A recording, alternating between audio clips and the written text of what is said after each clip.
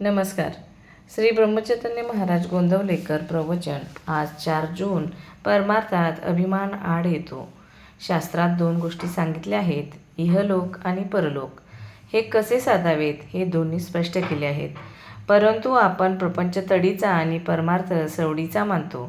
या दोन्ही गोष्टीत जाणत्याची संगत लागते.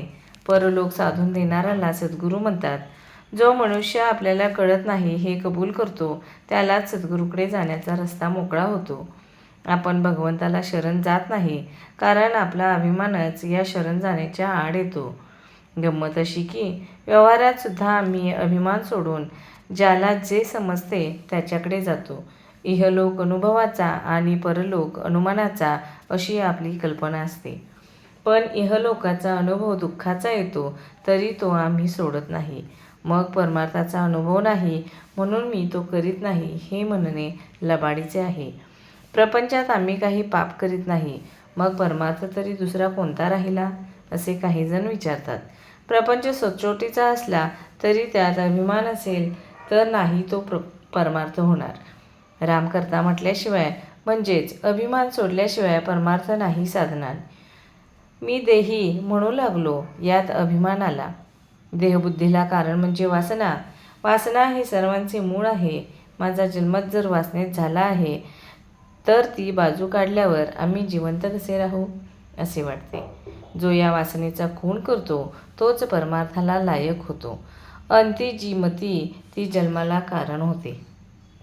हे सगळे ज्ञानाचे बोलणे झाले, पण प्रचितीने हे सर्व जाणावे.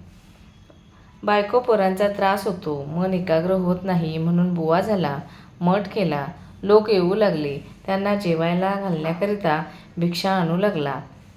पण भगवंत सर्वांना खायला घालतो हे विसरला. छप्पर गळू लागले, ते नीट करण्याचीच काळजी करू लागला. मग घरादारांनी काय केले? असा बुवा होण्यापेक्षा प्रपंचातच राहिलेले काय वाईट?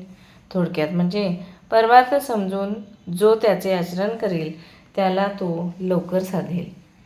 त्या माणसाला प्रपंच सोडून जायचे कारणच उरणार नाही. जगातले आपले समाधान अगर असमाधान ज्या वृत्तीने आपण जगाकडे पाहतो त्यावर अवलंबून आहे. परमार्थात महत्त्व बाहेरचे ऐश्वर किती आहे याला नसून वृत्ती स्थिर होण्याला आहे, आणि भगवंताचे सतत अनुसंधान हाच वृत्ती स्थिर होण्याचा एकमेव उपाय आहे. परमार्थाला कोणतीही परिस्थिती चालते, आपली वृत्ती मात्र स्थिर असली पाहिजे. धन्यवाद.